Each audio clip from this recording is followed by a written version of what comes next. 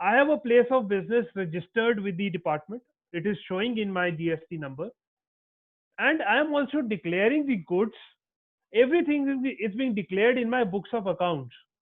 So, can that proposition be called a secreted proposition? No, it cannot be called a secreted proposition because everything is disclosed. The department has to come out and reveal what was secreted. What are they trying to find out?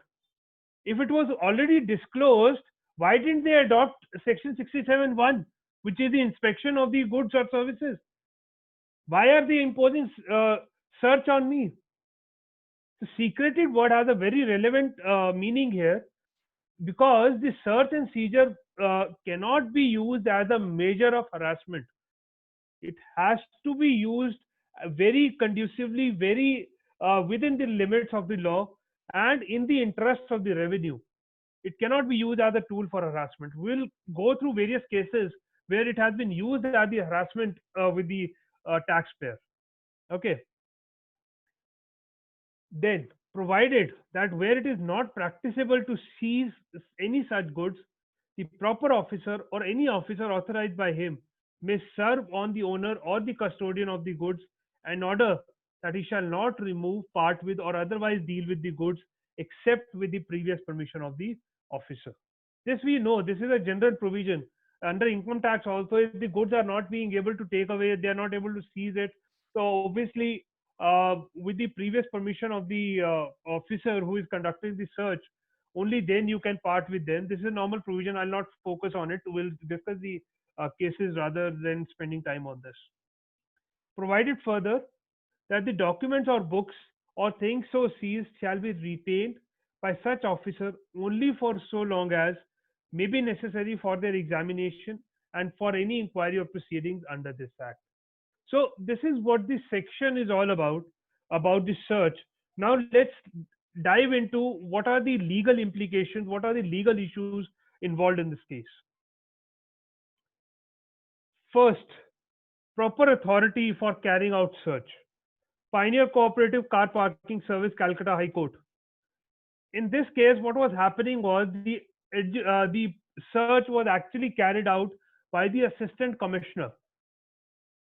So it was not the delegated power. It was the assistant commissioner who initiated the search under 67(2) and issued the Panchanama. Everything was done. The assessee taxpayer filed the writ petition with the Calcutta High Court, and it was found that the officer has gone beyond his jurisdiction, beyond the powers, and therefore, due to lack of power in the officer, the search proceeding was itself called void.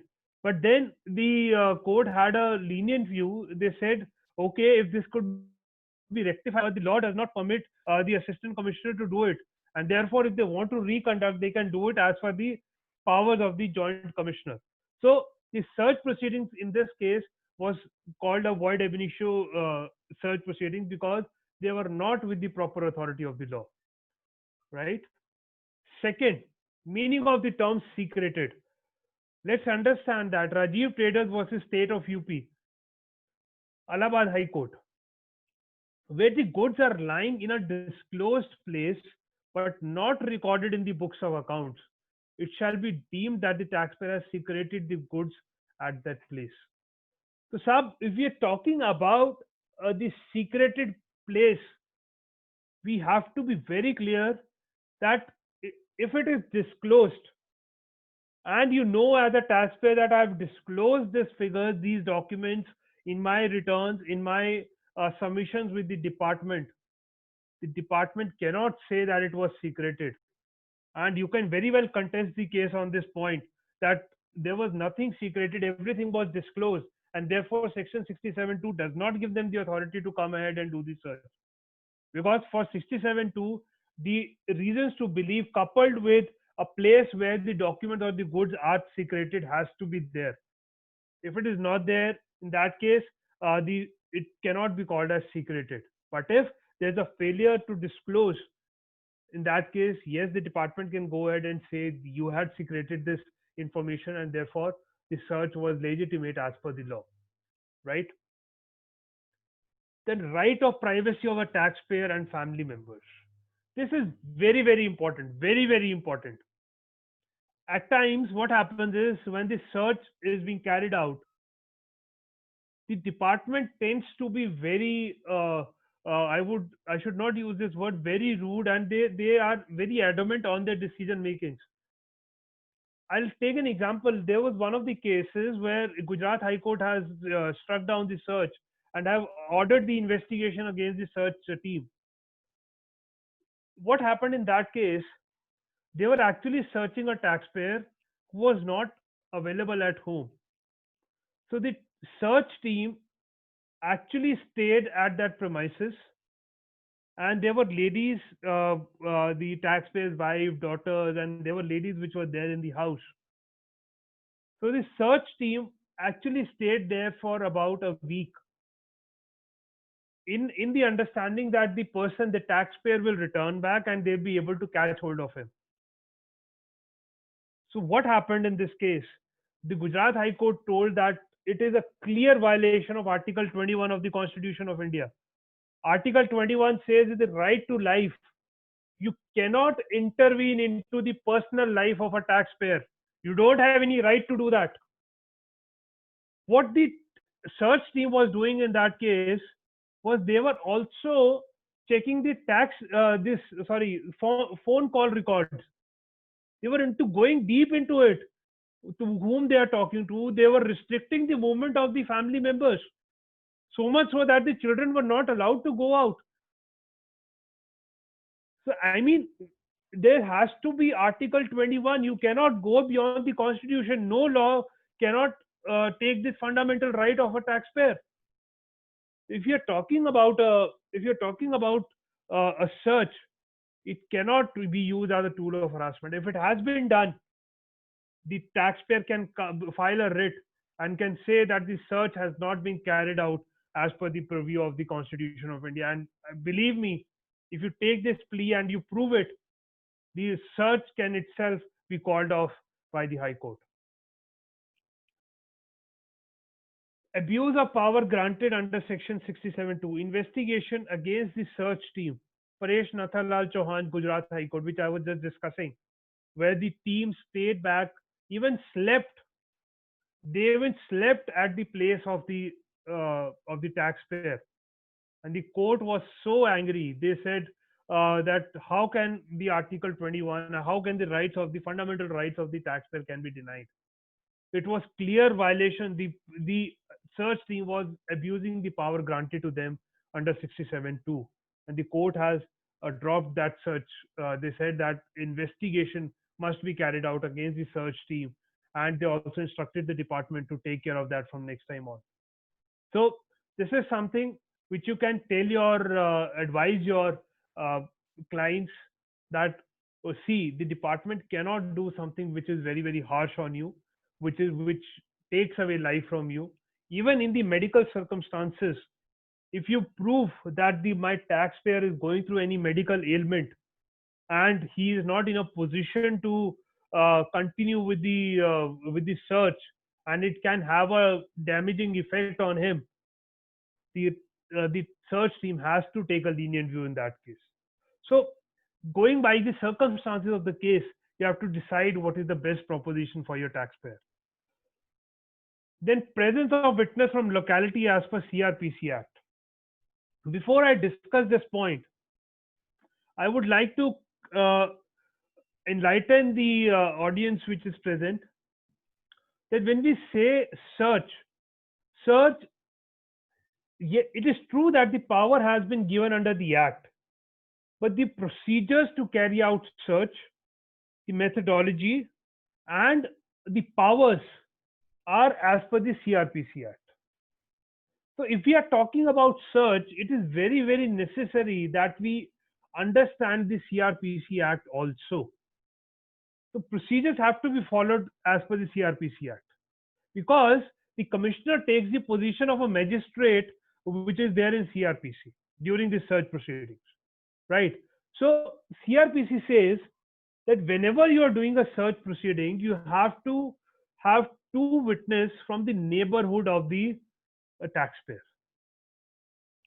unbiased witnesses has to be there so that they can witness the search and give their unbiased view and sign it off. Because if the search team is itself forming their own witnesses, there might be possibilities, there might be abuse of power, there might be harassment, there might be other things going on. So you can very well say that I need two unbiased uh, this witness to my search. And if there is no neighbor who is ready to do it, on the mutual consent, the parties can decide who can be the two unbiased witness for the search proceedings. Right. Time barring under section 73, 74. Very, very important point. Sir, if we go by section 67, it does not put any timelines as far as the search is concerned. But if we see by the process, by the spirit of the law, the adjudication proceedings of any year can be done only through 73 or 74. So if the time for 73 or 74 has already elapsed, so can the department tomorrow come ahead and do the inspection or search for that period and put do any proceedings under the act? No, sir, they can't. But does that mean that they cannot search the documents of that period or use that information for any subsequent period? That we need to take care of. Let's say I'm taking a hypothetical example, although this year is not covered under GST. Let's say the case pertains to 2013-14 and the time period, extended time period has already elapsed. Now, what is happening? The search team comes and they are searching my premises or the taxpayer's premises, and they find out that any information of 2013-14 could be useful for the case in subsequent years. So what they do is they use that data. Can they do so? Yes, they can do so. But can they open up the proceeding for 13-14 again when the time period has already elapsed? No, they cannot. Because 73-74 gives the time barring, and the time barrings are strict. They have to remain within that time. And henceforth, it is to be seen whether the department is going beyond the provisions of the law or not. If they are going beyond that, if they are going beyond 74, you can stop them there itself. That, sir, you are not now permissible to carry out any proceeding under 74 because the time has already been barred off. Right. Then principle of natural justice must be followed. When we say principle of natural justice, the Supreme Court in DK Basu, in Make My Trip, it has been held that the search cannot be called a tool of harassment. It is not that, okay, we know there could be a number of reasons why the department can go ahead and do the search. So under these circumstances, natural principle of natural justice has to prevail. You have to give the hearings, you have to give the opportunities. You cannot go over the top of the taxpayer and say, okay, we are searching and therefore you are bound by what we are saying. No, sir. Rather, it is the law which is giving them the authority. If they are going beyond that, which we have been discussing in the earlier points, if they are going beyond that, it is a complete denial of the natural justice. So you can very well contest in your plead with the court that the natural justice has been denied. They have to give you the opportunity. Let me take an example. In very recent, a search happened in Chandigarh to one of my clients, and what happened was my client was out of India due to some travel issues, and due to COVID, they could not come back, and they had their office attendant who was opening the office and doing all the stuff for them. Now the search team came and they went on to question him. They went on to ask him what is happening. They went on to take his statement because that person was not aware, and he categorically told that the owners are not here. I'm not aware about the information, and whatever you're writing is not as per my understanding. So in this case, it was a clear case of natural justice being denied to the taxpayer. They should have done the VCs, they should have done the video calls, they should have taken the statement online, but nothing of that sort happened. They recorded the statement of the present person and they went off. So, under these circumstances, you can very well take a plea of a principle of natural justice being denied in the court of law, right? So, please, when the Panchnama is written or when the statement are recorded, you have to be very, very categorical that what has happened, how it has happened, and whether the justice was given or not. If it is not given, advise your client to write and give that statement in this while the Panchnama is being done. Because if he does that, that document will go a very long way to save you in the search proceedings. Then search warrant must specify the place of search. Search beyond the warrant will be illegal. Department liable to get fresh orders for the same. Let me take an example, sir. My office premises are being searched, and uh, the search warrant says that I can search the office premises and my business place. Now they find that there is something subsequent which might be lying at the chartered accountant's office or maybe lying at the residence of the taxpayer. Now they want to extend their search warrant. Can they do so on the same search warrant? No, sir, they can't. CRPC denies it. Search warrant is very, very specific, to the point, and if they want to amplify their arena, they want to reach out to other places also, they have to get it amended. They have to get the authorization from the joint commissioner again to proceed with the search proceeding at the other places, be it chartered accountant, be it any other places for that matter. So all these things have to be taken well care of, and as far as search is concerned, I feel these points are something which you should take care of when your client is into search, and you should advise them. अभी मैं recently what I'm talking about my client where the owners were not available, I have made them to write in the statement that the owners of the unit were not available. They were out of India and due to COVID they could not travel, and therefore whatever the statements are recorded without my understanding, and I'm not the authorized person to do it. Maybe that will help me a very long way under my search proceeding and the at the time of adjudication. So please take care of these provisions as far as the search are concerned. We'll take you through the other provisions also which are connected to the search. Let's go on.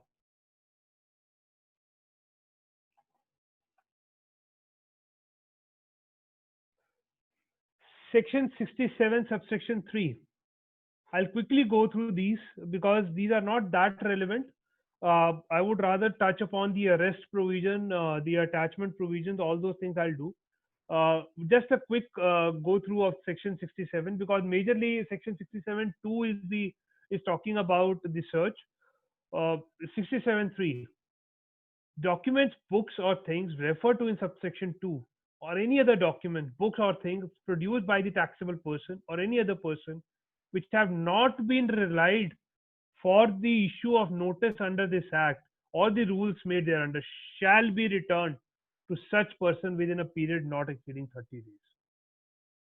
Let's be very clear, sir, that if they have taken out the goods, they have taken out the documents from your place, and they have issued you a panchnama ki these are the documents we are taking off, and then at the time of preparing the notices they have not relied upon those documents, RUD जिसको बोलते हैं, relied upon document, RUD नहीं किया उन्होंने उसको, so they are required, they are bound to return those documents to you within 30 days from the date of issue of said notice. They cannot retain it with themselves. So they will have a single opportunity. They will have a single opportunity when they are making that notice for you. Whatever document they want to rely, they will do it in that notice itself. If they have not relied upon any document, any soft copy, any CD, any pen drive, they have to return it back to you, right? So they have to return it back within 30 days from the notice, and you can legally call for these documents which have not been relied. Then it is a very, very important judgment, Steel Hypermart India Private Limited. Again, a Karnataka High Court judgment. See, the power under the search provisions are actually bound, are covered within the boundaries. You cannot go beyond it.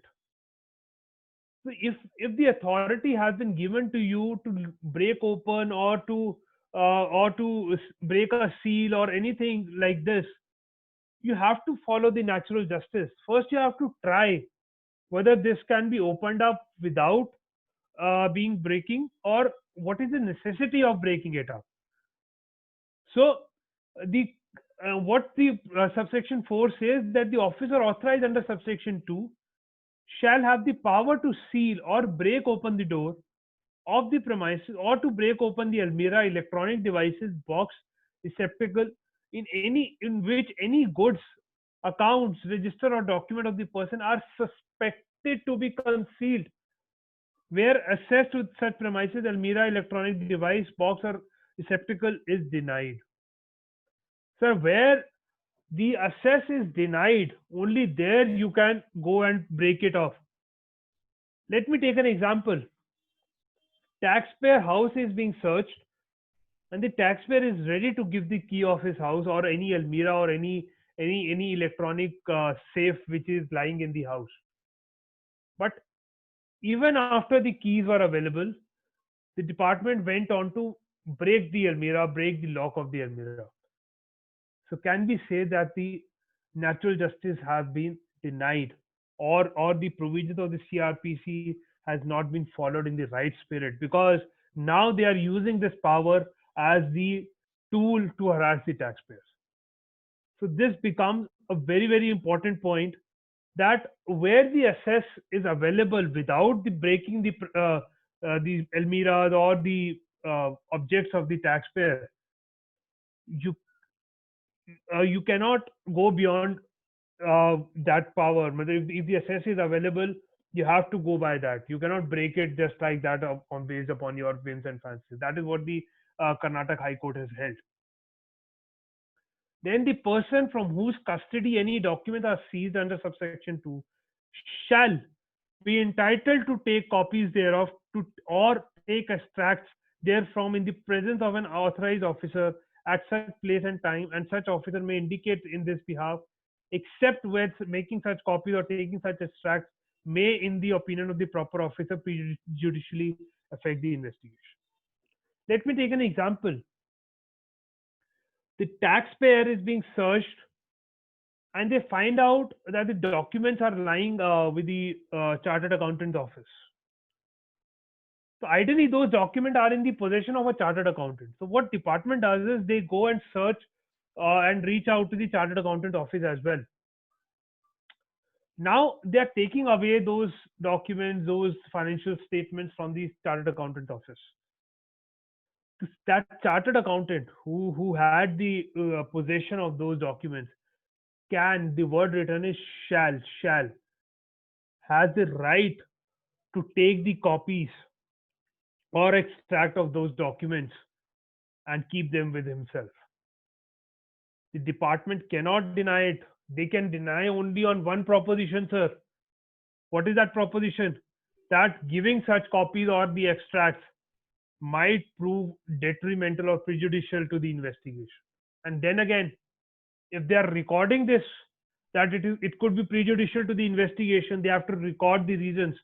They cannot abruptly say that this might be it can prove prejudicial to the investigation. No, sir. They have to record the reasons, how it is prejudicial, why they are denying the rights of copying or taking the extracts. Let's supposedly the CDs and the pen drives are being taken away. So you can ask for the copies of the documents which are available in those drives or those CDs, whatever is being taken away by the search team, right? The goods so seized under subsection 2 shall be released on the provisional basis upon execution of a bond and furnishing of a security in such manner and of such quantum respectively as may be prescribed, or on payment of applicable tax, interest, and penalty payable as the case may be. There had been various cases where the goods had been detained, goods were seized by the department, and they were not releasing it. So the court has come and they have come to the rescue of the taxpayer, that if the goods are lying with with the department which has been taken by the search team, you can very well go and give the bond or securities in respect of the tax liability pertaining to those goods, and the goods have to be released. The word again is shall. The officer is bound to release if the bond or the security has already been furnished. At least you will get an interest on what, if you are giving the bond or security against an FD. Give that FD, you can get the interest on that FD and get your goods released. It is not, I've seen various cases where the goods were kept with the department for so long, more so they have kept it even for 6 months, for a half a year. So as a taxpayer, it is your matter of right. You can go and say, sir, I am providing this security or this bond. Kindly release my goods, and they are bound to do it, right? Where any goods see, where any goods are seized under subsection 2 and no notice in respect thereof is given within 6 months of the seizure of the goods shall be returned to the person from whose possession they were seized, provided that the period of 6 months can be extended to another 6 months. So, if the notice is not being served within 6 months, the goods which are being seized by the department has to be released. But if I cannot wait till the notice, I can go ahead on the provisional basis, give a bond, give a surety, and get my goods released from the department. Right? Power to arrest. Very, very important and very, very vital topic.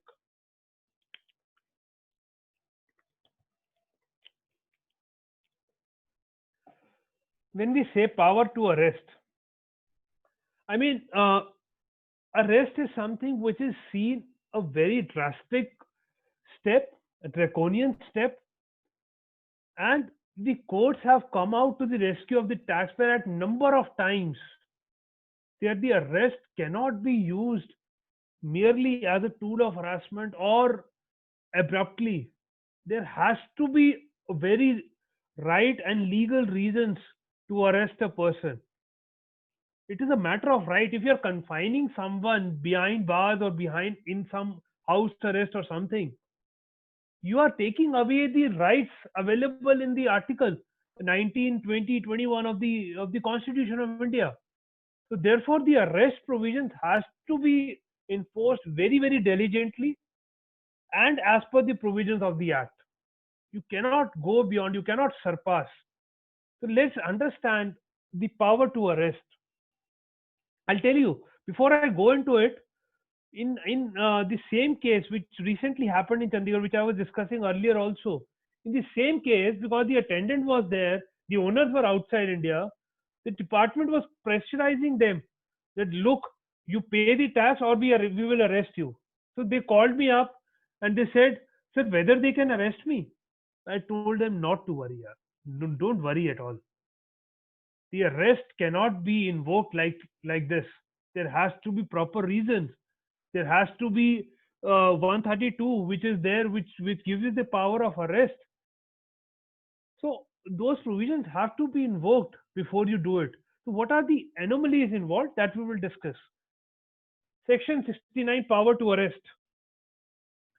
Where the commissioner has reasons to believe that the person has committed, sir, मैं word committed पे आ रहा हूँ, any offense specified in clause A, clause B, clause C, or clause D of 132, which is about issuing the invoices without the supply, claiming excess input tax credit, bogus invoicing, all those are covered here.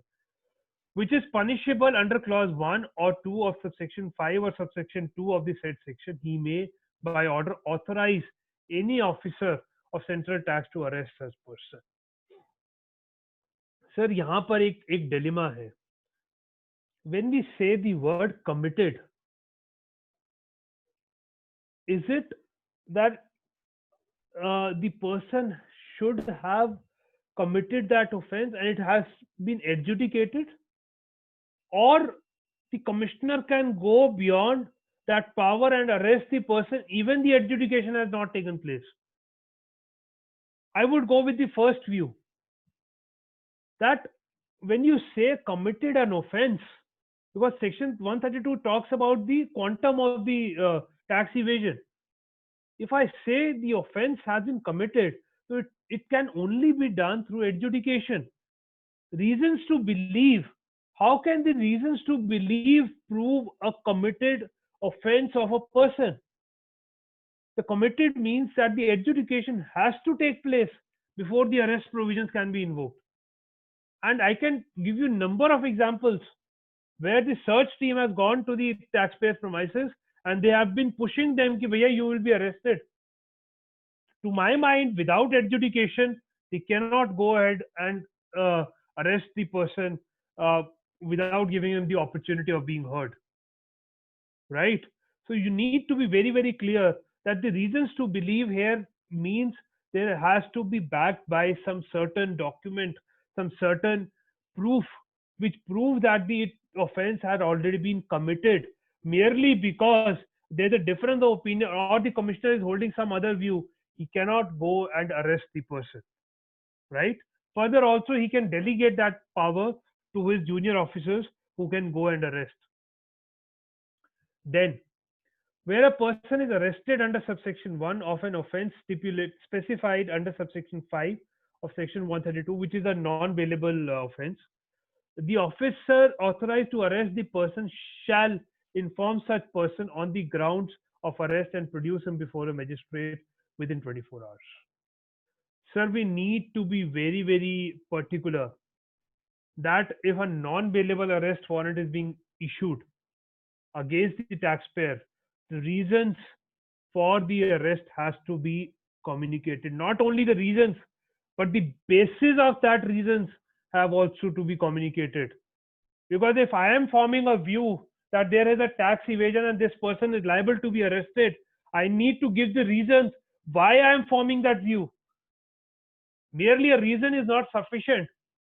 I have to give the reasons why that why I've derived to a particular conclusion.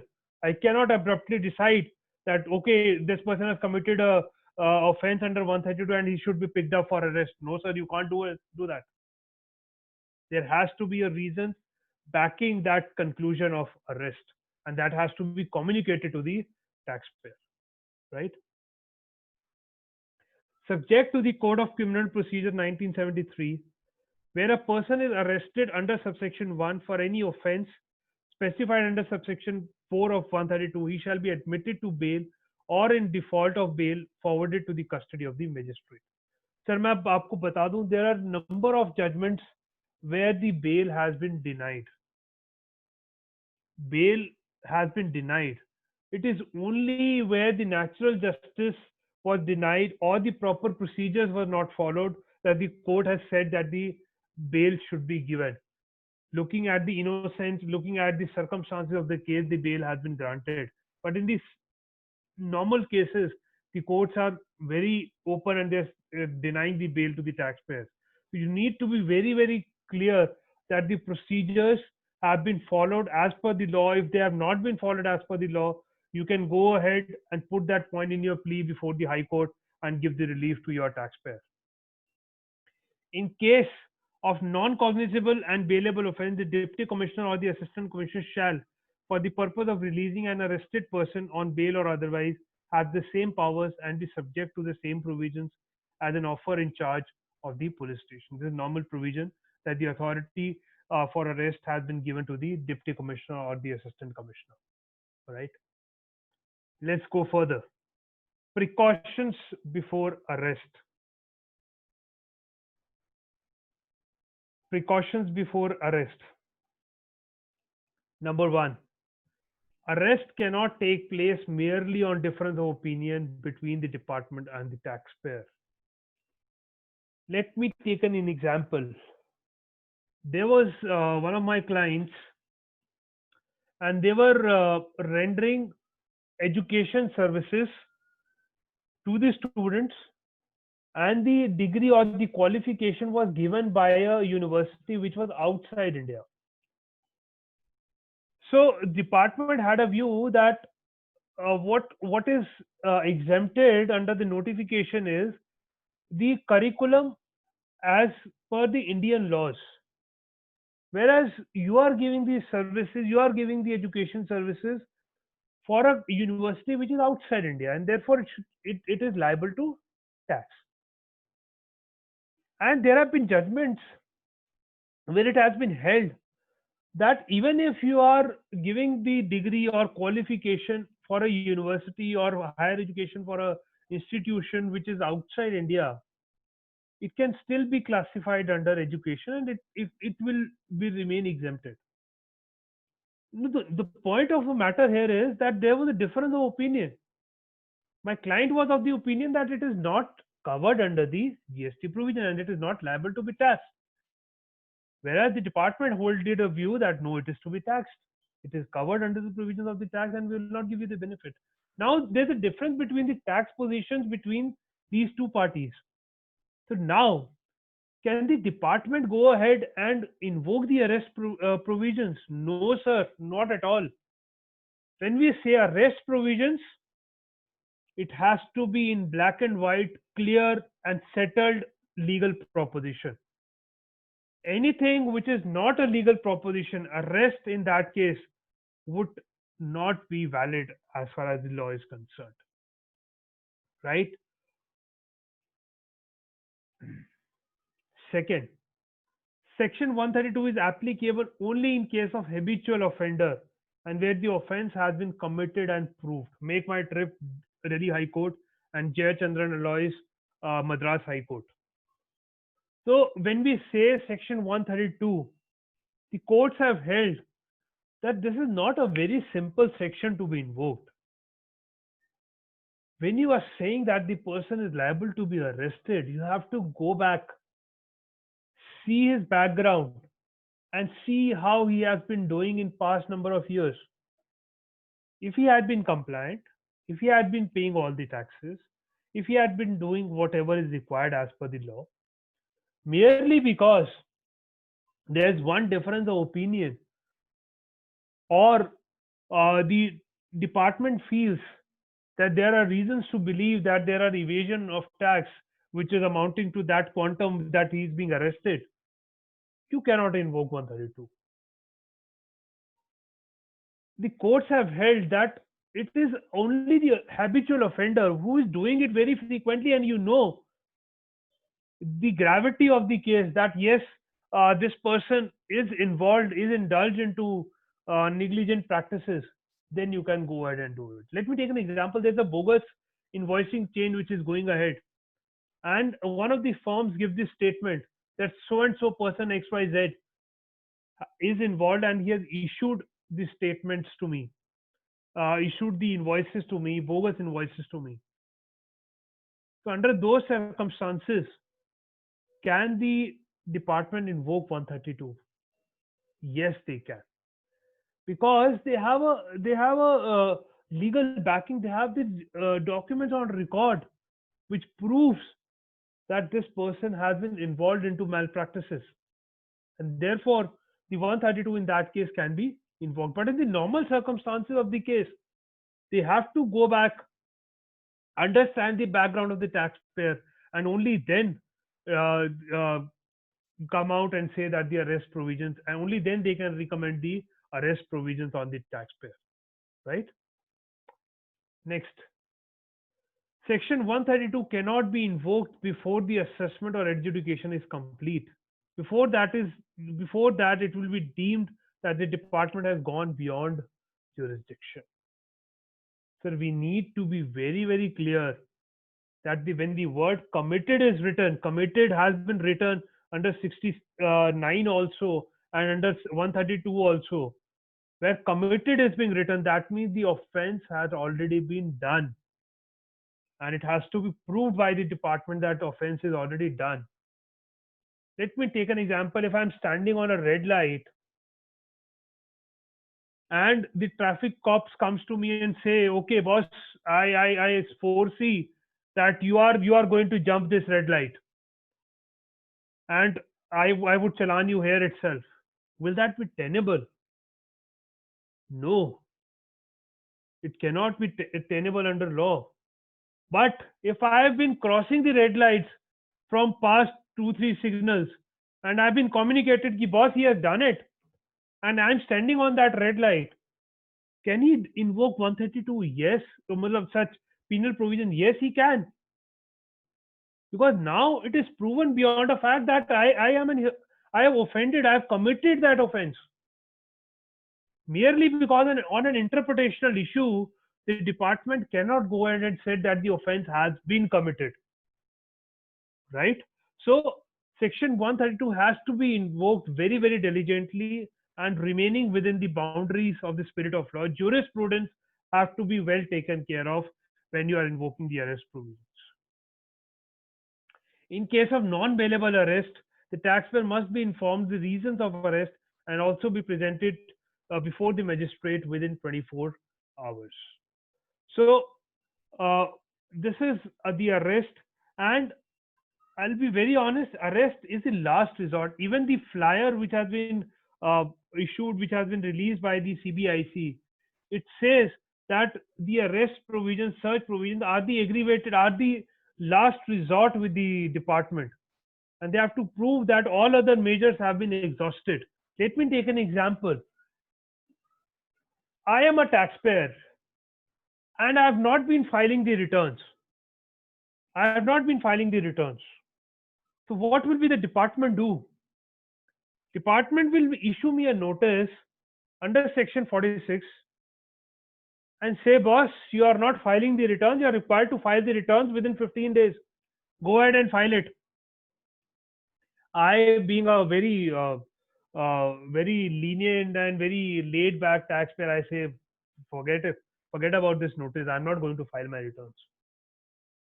And I don't file my returns. I don't file the returns. So what will department do after that? Department will go ahead and invoke section 62 on me of the non-filers.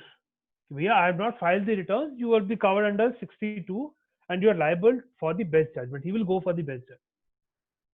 And now during that uh, proceedings under 62, obviously he will invoke 73, 74. But during that proceedings, he found that there's something which I'm missing and I need to invoke the search and the other provisions.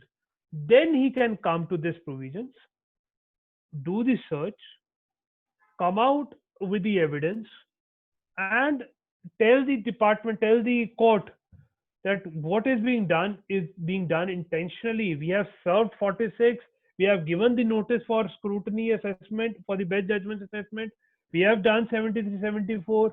Even then, he has not come in. And now we find that the volume of the offense is such that this person is liable to be arrested. That would make a little sense to me. But going directly with the arrest provisions just after the search or the inspection without having any background will not suffice the matter. Provisional attachment of property, section 83. Very, very important provisions. Let us discuss.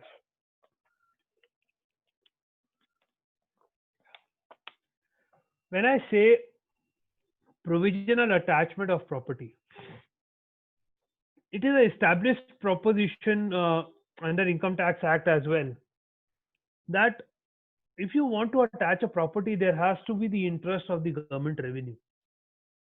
If the government revenue is interest is not being served, there is no point of attaching a property. And there's another question: can the property be attached on a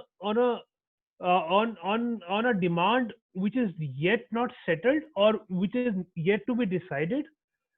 Let me take an example. There's a search which happens, and they say, boss, your turnover of 50 crores, as per our view, is liable to be taxed, and therefore taking 18%, 9 crore is what you're liable to pay.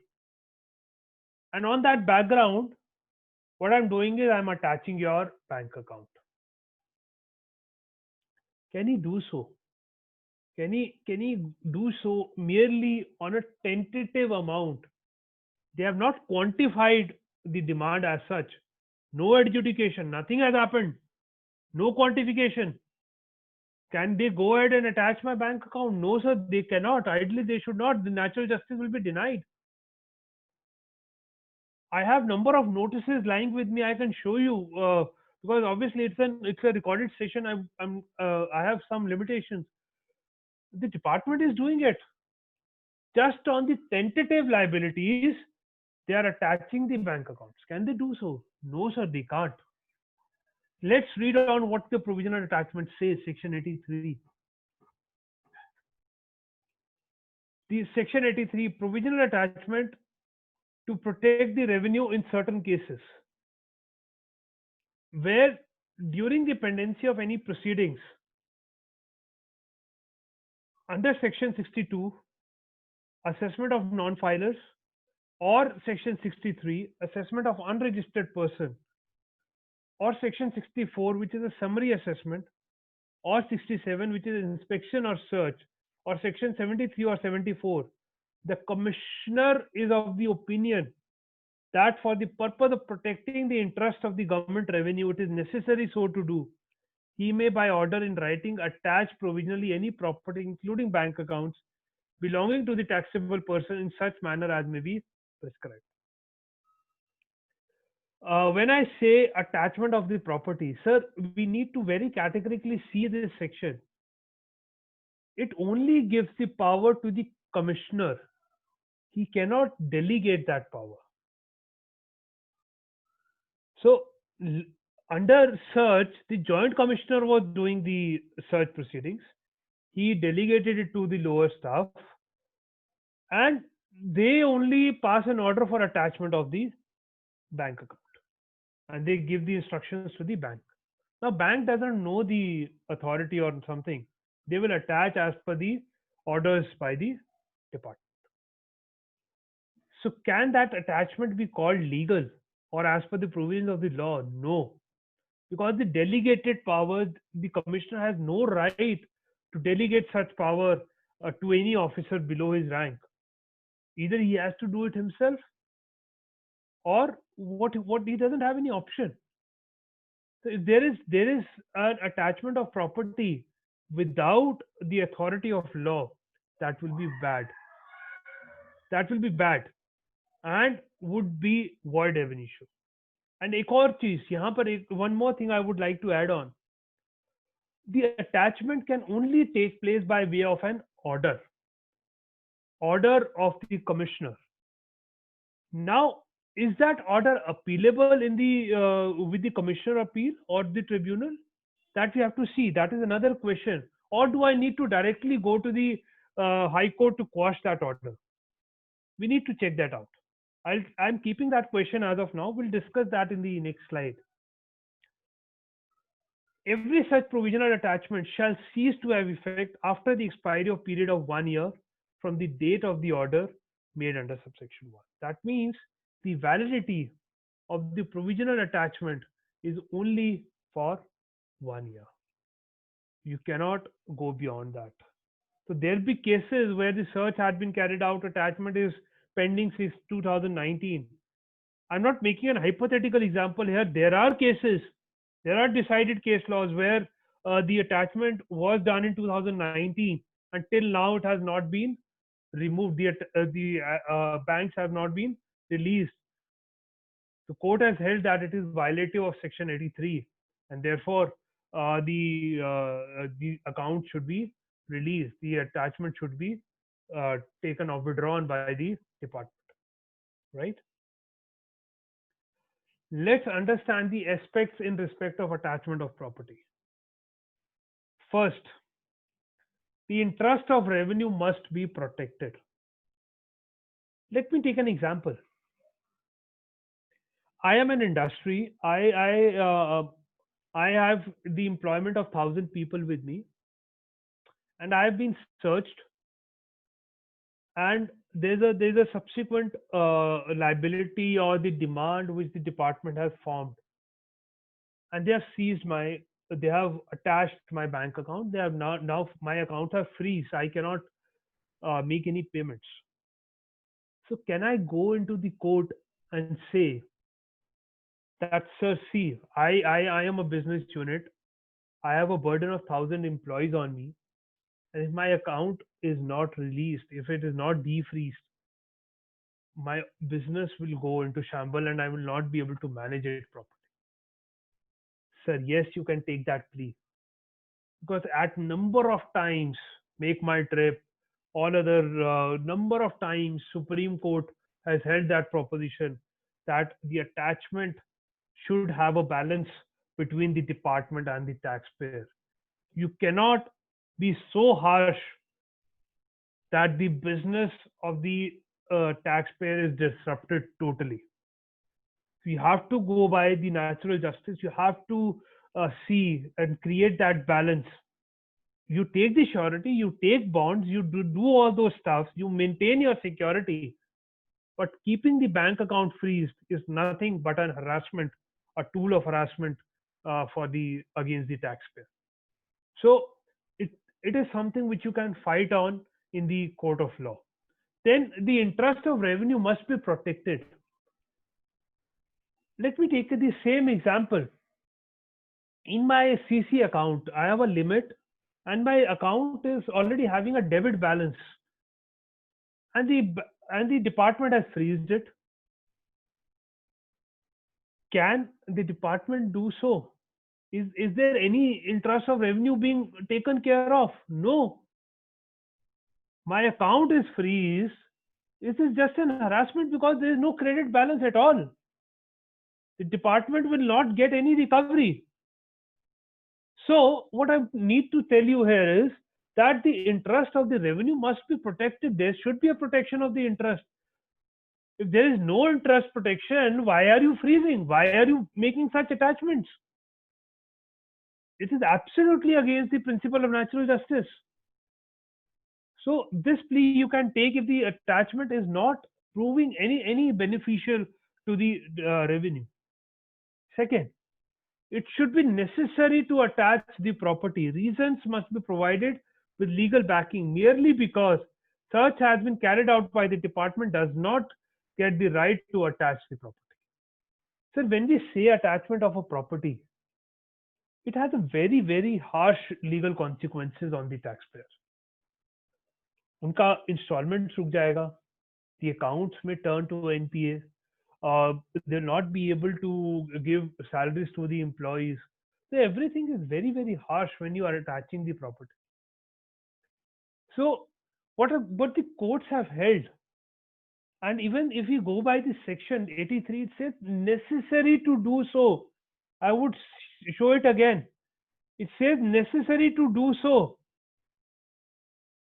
What does necessary means? That I have to prove a beyond point that, boss, I have a fear, I have a risk that this person might abscond later on and the tax might not be collected. And I should prove that there's a risk on the tax collection. Only then the attachment can be done. If there is no risk, I'm a regular taxpayer. My company has been running and hustling and bustling from last 2 or 3 decades. Everything is done properly. I'm ready to give the bond or surety. Everything is being done properly. How can you say that there's a reason of taxpayer getting absconding, or there's a risk of tax collection in this case? The department has to prove beyond point that there's a reason, that there's a risk involved in the collection of this demand, and henceforth we should attach the property of this taxpayer.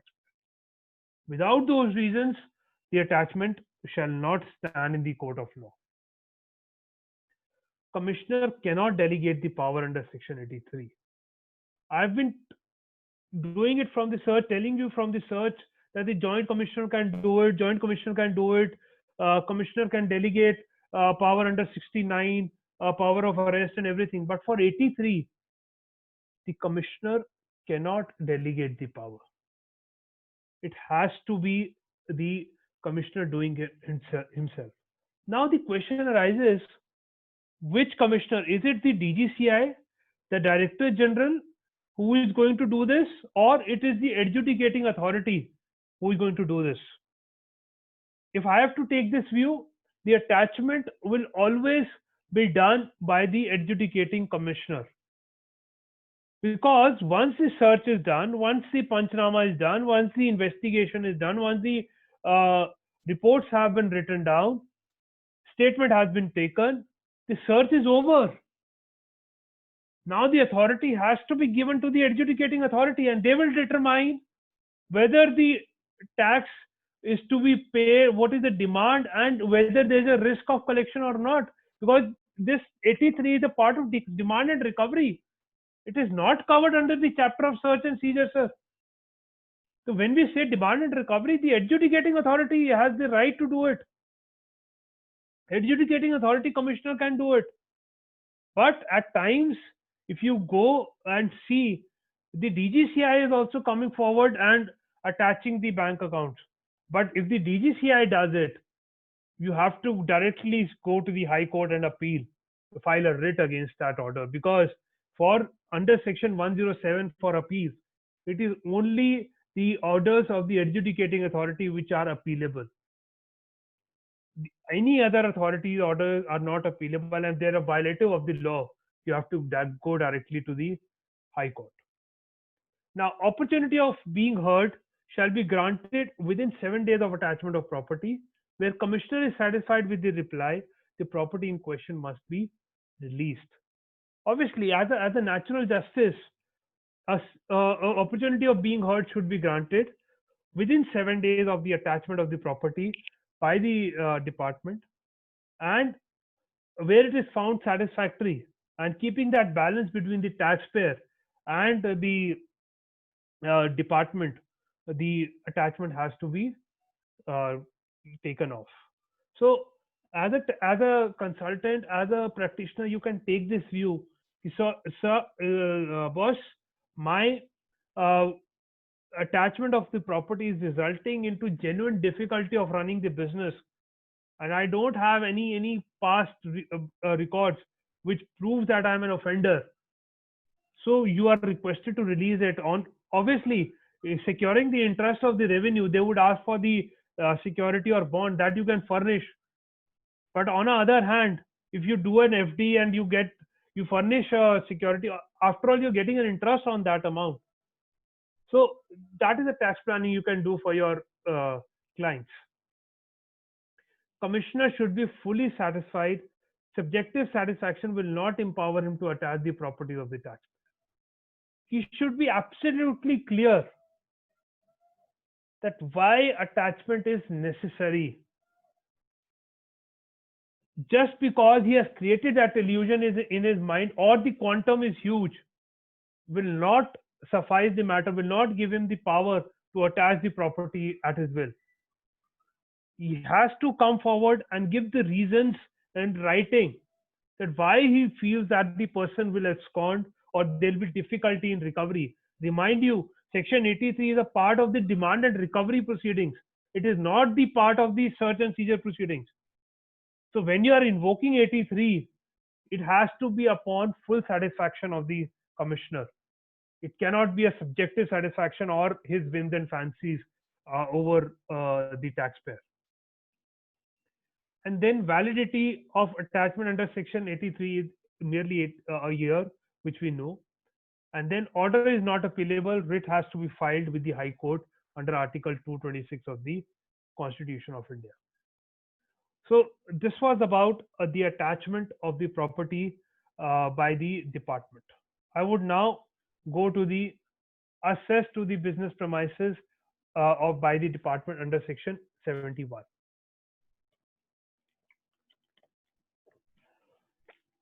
This is the last slide because my focus today was only on search and seizure. I will not touch upon 73, 74 because touching them would amplify, and there's a huge lot of discussions which we can carry on for 73, 74. and maybe we'll take some time for that. To assess to business premises, section 71. I'll go through the section and then we will discuss the intricacies involved and the issues which are there. Assess to the business premises. पहले तो मैं यही रोक रहा हूं sir. Section 71 restricts the power of the department only to the business premises. Now, which business premises? Is it the principal place of business or any place of business? If we go by the definition of place of business, it is a place where I'm making supplies, receiving the supply, or where my documents are being maintained, records are being maintained. That is my place of business. If I go by principal place of business, a place which has been registered as a principal place in my registration. So which place they can go? They can go either of the places, either principal or any other place of business which the taxpayer has. So business premises, the purview of this section is restricted to the business premises of the taxpayer. Any officer under this act authorized by the proper officer not below the rank of joint commissioner shall have access to any place of business of a registered person to inspect books of account, document, computer program, software, whether installed in a computer or otherwise, and such other things as he may require and which may be available at such place for the purposes of carrying out any audit, scrutiny, verification and checks as may be necessary to safeguard the interest of the revenue. Sir, यहाँ पर I'll be very clear and will be very straight. When we talk about inspection at the business premises, the norms of the business has to be followed. They can do this, they can assess the business premises, but only during the business hours. They can't do it beyond that. They cannot sit on night or they can't come early mornings. They have to restrict themselves to the business hours and gather the information from the business premises. They don't have any authority to unearth. They cannot break open. They cannot do anything which have been given under search. If they want to do it, they have to go under the provisions of search 67(2) mein. They cannot do that under section 71. So they can merely inspect the books of account, document, computer programs, and all those things. Now the question arises: what is the difference between section 71 and the section 67(1)? So 67(1) talks about the inspection, and 71 gives the power to the department to assess the business premises. वहां पे साहब बोल रहा है कि आप inspect कर सकते हैं, लेकिन सर अथॉरिटी तो होना चाहिए. Is there any authority to go? The 71 gives that authority to the department to assess the business premises. If the authority is not provided in the law, they cannot go and assess the business premises. Right? Subsection 2. Every person in charge of place referred to in subsection 1 shall, on demand, make available to the officer authorized under subsection 1 or the audit party deputed by the proper officer or a cost accountant or chartered accountant nominated under section 66. Obviously, the person in charge of the place where they are assessing for the documents is liable to provide all the records which are required by the party. Such records as prepared or maintained by the registered person and declared to the proper officer in such manner as may be prescribed your trial balance, financial statements, cost audit report, income tax audit report, and other relevant records for the scrutiny by the officer or audit party, chartered accountant, cost accountant, within a period not exceeding 15 working days from the day when such demand is made, or such further period as may be allowed by the said officer or the audit party, chartered accountant, or cost accountant. So, assess of the business premises 71 is merely giving the powers to the department to go and assess the business premises, and where the inspection is being carried out, it has to be carried out within the norms of the business during the business hours, and that too restricted to the place of businesses, not beyond that. They cannot go beyond the place of business as far as the inspections are concerned, right? So from here, I would restrict myself because there's so much to do if we go by 73, 74 and other such provisions. So thank you so very much. And if you have any queries now, we are open to it. And also just a matter of gesture, because I've got an opportunity with the Hyderabad branch. We have a facility here in Chandigarh which we do for our consultant also, that if any of your clients is facing any issue, they're receiving any notices or anything like that, you can write it to us. We professionally do that work, and do that so that the client gets the best of your services. And just to enhance your productivity and the professional development, we are there to help you out in your legal matters. Now we are open to the questions, sir. Pankaj sir, if Yeah. you can take over, please.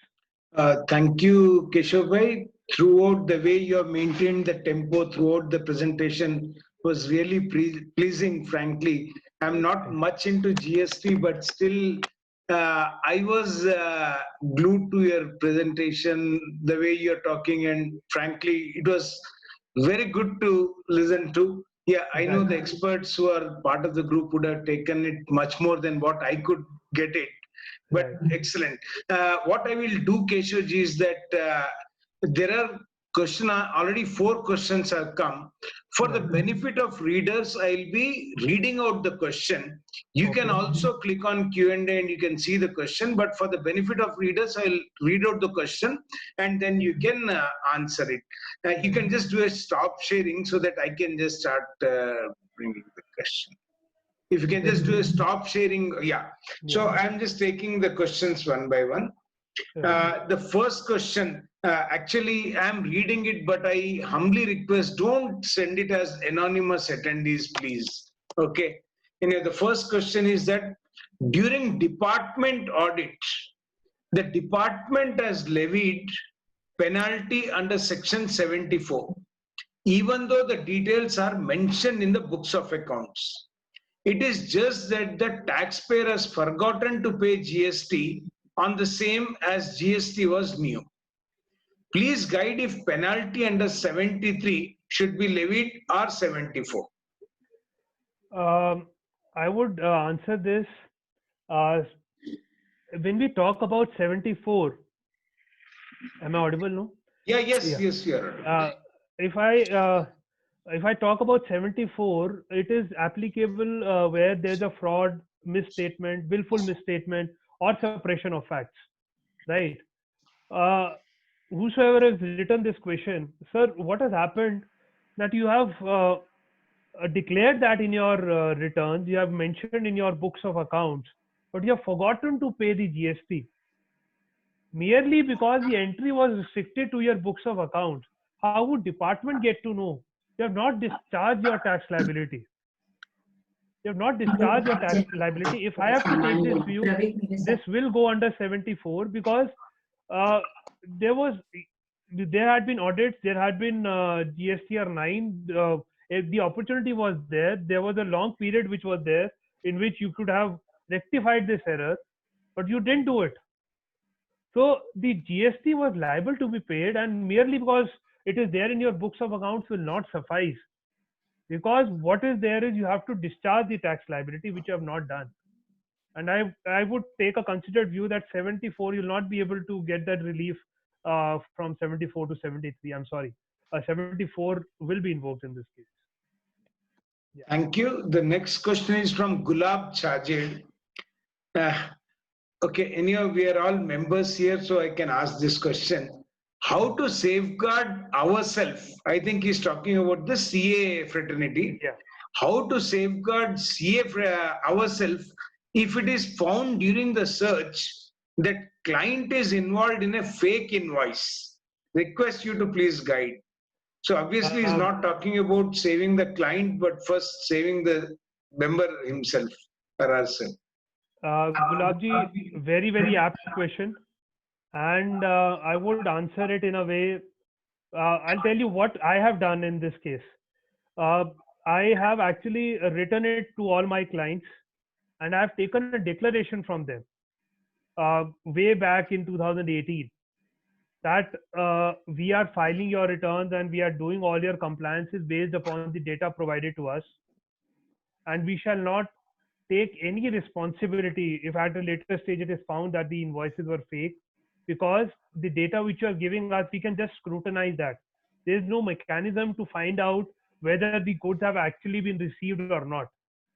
And other than that, we have been doing the quarterly audits for our clients, where we have revealed certain facts. We have come to the for that this is happening. But yes, as far as safeguarding the chartered accountant is concerned, if the search has happened and this fake invoice has been found, and it is found that you have been involved in compliance, you can very well come out and say that the information was not provided. And I would suggest you, when you are signing GSTR 9 and 9C, do mention this as a qualification in your 9 and 9C, that the audit has been carried out based upon the documents provided to us and based upon the sample document assessment which we have done.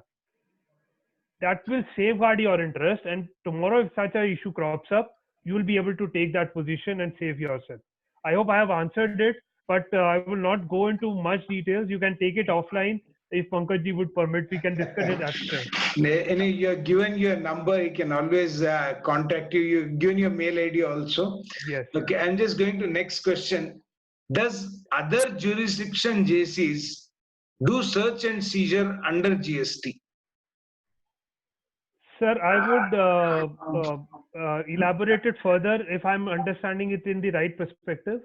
Are we trying to cover this, like if I am under a state jurisdiction, whether the center officer can do the search or seizure? Is this the question, or is it something else?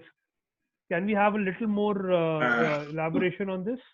Yeah, because again, it's an anonymous attendee. What I'll do is let him just come back with the question. Yes, Deepak. Right.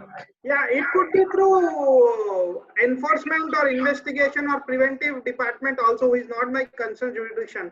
That could be also, so maybe the perspective also.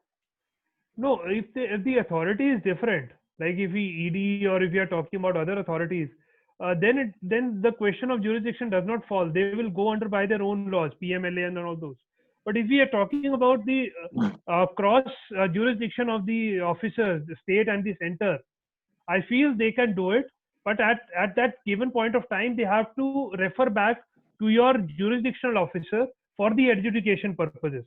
If the like say, if I'm a taxpayer, I'm under the state jurisdiction, and the center finds out any information which is which can lead to tax evasion, that center authorities, with the consent of the state authorities, can carry out the search, but the adjudication has to be done by the state authorities. Yeah, if I've understood the question in the right sense. Yeah. Of course. Then I'll just take the question from Anand Sharma. Yeah. What if during seizure hazardous goods or perishable goods are found? How will this be dealt with? Sir, these are the subsequent provisions of 67. I didn't take this today. The hazardous and perishable goods, the department has the right to dispose them of, because that might lead to losses to the department also. And also, there's a circular where they have defined the goods where the department has the right to dispose them of, looking at their perishable nature and the deterioration in the value. So the department has the right to dispose them off if they are in the interest of the revenue, and they cannot sustain a longer shelf life. It is provided for in the section 67. Yeah. Yeah. Thank you, Keshavji. I think fortunately, yeah, Deepak, you have to say something. Yes. Question, because I cannot write as a panelist. Yeah, I understand you cannot write. If you permit, I'll just ask a couple of questions. Please, sir, you are the boss. I'm only, yeah. So regarding this section 67, the power to seizure, read with section 65, audit of the books of accounts. Like the departments, generally we receive, the assessee receive or the client receive the notices that department will come on so and so a specific date and do the audit of the accounts.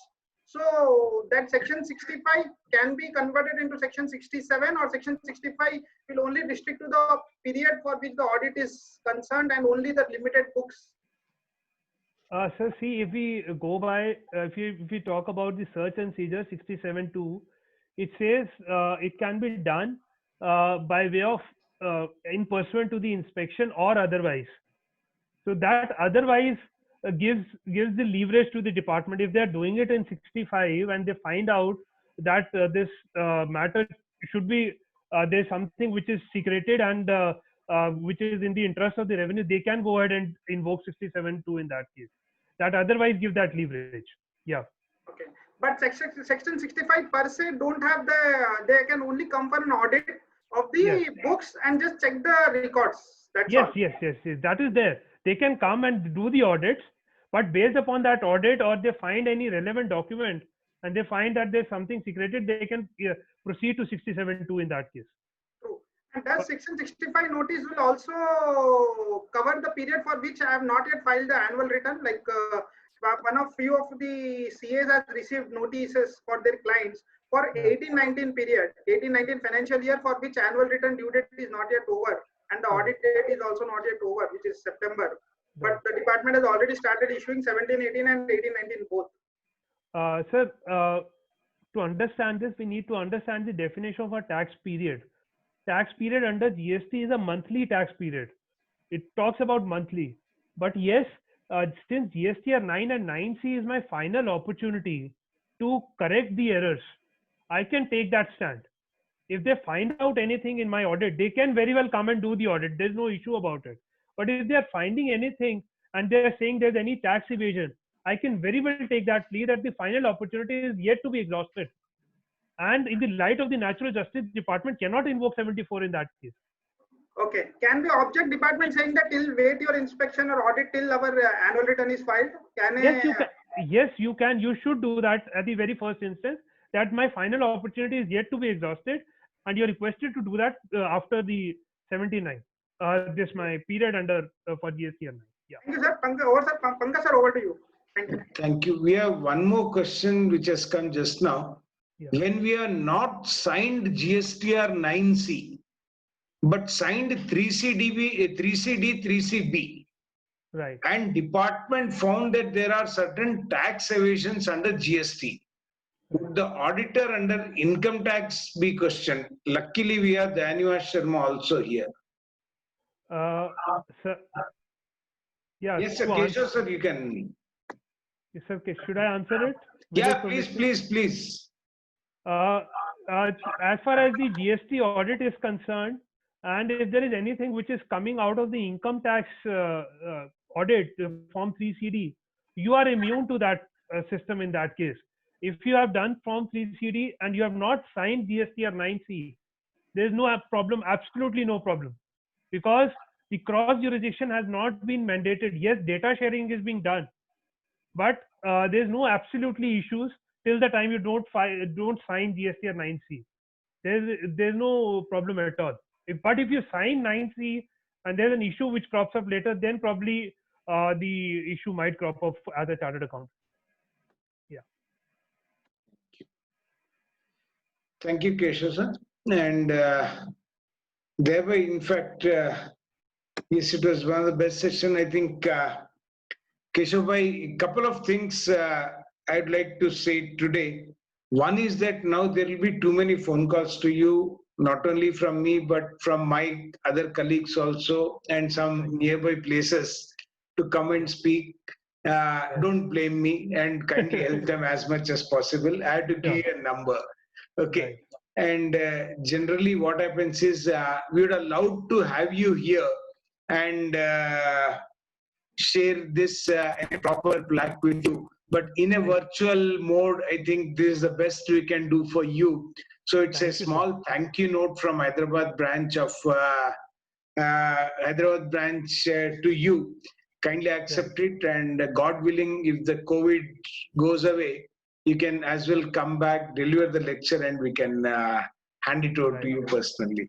And before I hand it over to Dayabai, I'd like to tell that some good programs have already been lined up by Hyderabad branch. Dayabai himself told about the ethical hacking session, and then we are following it up with basics of RERA by Tejomurthy Ramamurthy. And Jairaman sir, many of us are his students. He's taking a session on 17th. In fact, we had planned one session on e-assessments by Ayedero Srinivas, but due to some health issues, we had to keep it on hold, and we'll have it at some other place. But I plan to come up with more programs. Keep watching. Thereby, over to you. So I would before sir's address, I would just put in and ask him, sir, have I done justice to the thing there sir was discussing earlier, that's coming from north and discussing in south? Maybe it's a See, little there difficult. is one very easy way of finding out. See, if you ask me, I might only tell you yes, yes, yes, Keshav. I may be right, may not be right. But Right. let us look at the statistics because we are all accountants. We had 242 people at 6:10, and we had 242 people, 40 people now, and the 242 was there just 2 minutes back. Right. So when we are able to retain the people, I believe justice has been done. There's no other answer to it. Okay. Thank you so much. So Thank you. that should answer your question more Thank you so much. authentically. Thank Thank you. you, sir. Thereby, over. Thank you, Chairman. And Keshav, I think you can see all the good messages pouring in the chat box on Yes, your sir. screen also. The answer is further extended by people giving you a thank you message. Right. And most important part is like, our profession, when we talk about it, whether it is seniors or the youngest members, have played their best possible role all throughout, and that is how the profession has been recognized all across. And it is a high time that even the government is recognizing in more than one way that what we are doing. But with regards to search and seizure, one thing which I would like to tell all our colleagues who are there on the screen is that I actually gave us, I don't know how I made the presentation in Erode, and now tomorrow I'm going to speak in, no, in Salem, and tomorrow I'll speak in Erode. Is basically Digital India and, the compliance part, how that is actually been transforming, and the kind of data sharing which is happening between the departments. The moment I sat on that research paper and I was trying to do my part of learning and also wanted to share, Pankaj bhai, we'll share one of the days. Give me 15-20 minutes to share those slides, so I have to talk for a longer time. But the kind of data sharing which is happening with regards to the pact which is being signed between the CBDT and CBIC and the GST Council is that all your tax returns now going forward this year, also don't get surprised that your GST returns will be tallied with the tax returns, and your turnover cannot be different between the two. And the way they have actually extended the verification process with by asking more and more information on uh, the online forms, tax returns which we are going to file, it is very clearly evident and pertinent to note that the fact is going very simple. It is going to be a seamless coordination between the departments. So what is going to happen is what is being reported by GST return, or might be an income tax return, or might be a ROC return. The fact is that all those exceptions are going to be collated, and somewhere, if enforcement directorate you talk or money laundering act you talk about in income tax department, any specific area is there. So a lot of things are going to happen going forward. I think we need to really pick up positive thoughts and see that how we can guide our clients. Those days are gone where theek hai dekh lenge chal jayega, but now that is not the situation where it is going to be. And today search or seizure is actually becoming a major issue. So we need to ensure that these things are on a continuous basis shared. And a person like you, Keshav, I think is a feather in cap of ICI, and Thank you. kindly continue doing the best thing what you are doing. Encouragements come, but it should not become ego. That's the only thing which we need to remember. If you are going to realize one fact, all of us have to realize one fact is encouragements are stepping stones to move towards more successful path and targets. So we need to make it possible. A young person like you has contributed so much today with so much of contribution with regards to your education material and all those things and publication has been an immense positive frame of mind. When you see a book and when you see a person in person, it makes whole lot of difference. So you actually justified your books which are written, which are in a physical and virtual mode. And today you are somewhere in Chandigarh you have been sitting and today Right. you are interacting with the entire members of Hyderabad. That itself is a good thing. And institute has given us always a best platform to represent ourselves, present ourselves, and ensure that not only our presentation, it is basically the presentation of our profession, fraternity as such. Yes. So you are doing the best part. My best wishes to you, and anytime if I can be of any help, without even second thought, can reach out, and it will be a pleasure to work with you sometime, right? Thank And you we so have much, sir. very learned people today as participants, so they themselves are going to take the decision how it is. Thank you very much. Thank you so much. Thank you, Devi. And before I request Deepak to get his vote of thanks, Keshavji, one, I think you'd have been seeing many messages. People want your PPT. So if you can just share it to my ID, what we'll be doing is we'll not be sending it individually to anyone. We'll be just placing it in the HYD ICA website. Right. From there, people can go and check it. Okay. Right, sir. I'll do that. I'll do that. I'll sure do that. Thank you very much. Deepak, can we have your... Thank you, Daya sir. Thank you, Keshavji. Thank you, Pankaj sir. Sir, what a great session it was. The momentum which you have carried, as the Pankaj sir has already said, on the starting at 6:05 and 1948, the time period of almost 2 hours. None of the participation could leave, because the way you have created your PPT and the way you have created your session, explaining section 65, 67, so much complicated section 132 at such a minute level, and with the backed by the judgments of Supreme Court and High Courts, various High Courts, we could definitely appreciate the efforts which you have put in addressing the today's session. I would definitely that you would have specially prepared, especially for our session of Hyderabad, because Yeah. so I did that. That was clearly reflecting in your presentation, sir. I, Right. on entire behalf of Managing Committee of Hyderabad branch of SIRC of ICI, sincerely thank Keshavji for taking out his time and addressing our member, especially for his coming forward and writing the mail to Hyderabad branch voluntarily and addressing is definitely a very great effort, and the service which you have extended is, we are very grateful to you. I am also thankful to Pankaj sir for immediately responding to Keshavji requests, so that we can have always such a great session. I would be failing in duty to not thank our Central Council member Dayaniva Sharma ji, so for giving that time for throughout the session. And definitely, as Pankaj sir has already informed the next sessions, I also thank the 240 plus participants for their immediate and active participation. Thank you, sir. Love to see you all again. Thank you. Thank you. Thank you, Keshavji. Pankaj bhai, Thank you, thank sir. you very much. Deepak, thank you, Keshav. Keep it up. Excellent, boss. Thank you there, sir. Thank you, Pankaj ji. Thank you, Deepak ji. Thank Well you. done. Well done. Thank you. Thank you.